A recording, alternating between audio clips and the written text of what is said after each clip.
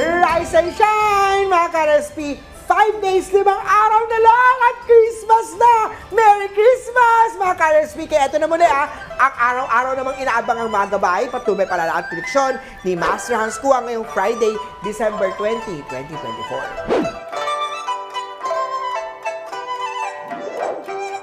Simulan natin sa mga pinanganak ng Year of the Rat. Maganda ang daloy ng pera, but your relationship with your family is strained dahil dito. Akala kasi nila ay pinagmagramutan mo sila. Kaya naman i-explain na magtatabi ka just in case sa mga emergency. White at 7 ang swerte kay Year of the Rat.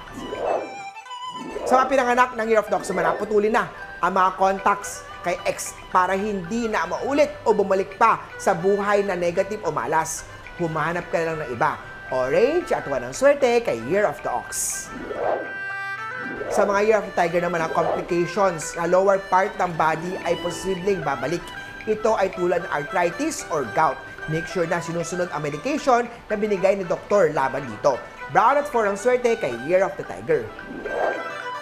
Punta naman tayo kay Year of the Rabbit. Be vigilant sa mga gagawing deals, lalo na sa panahon ng Kapaskuhan. Intindihin ang nakasulat sa kontrata, basahin maigi yan. Ipa-check kay attorney. Gold at 8 ang swerte kay Year of the Rabbit. Punta naman tayo kay Year of the Dragon. Ang pagiging pabaya sa sarili doesn't make you a martyr.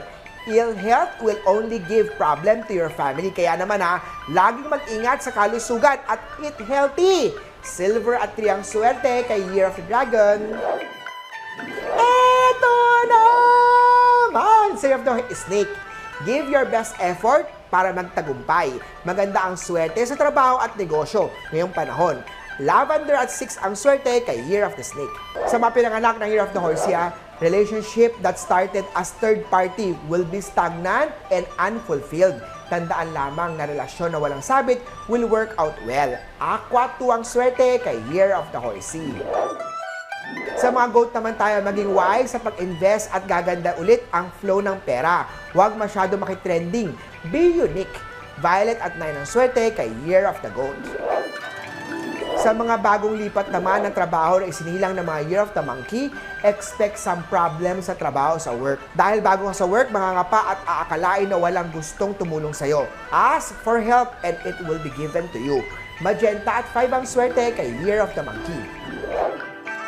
Para naman sa babaeng mahilig mag-heels sa mga Year of the Rooster, mag-ingat lalo at ito yung pabonggahan ng pananamit, lalo na paparating ng Pasko. Mag-ingat lang sa mga injuries, lalo na sa lower part ng katawan.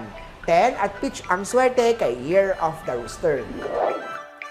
Eto naman! Say of the Doggy, ang negosyong nauwi sa walang plano ay magsasaksid dahil maraming bibili para ipangregalo sa friends at family.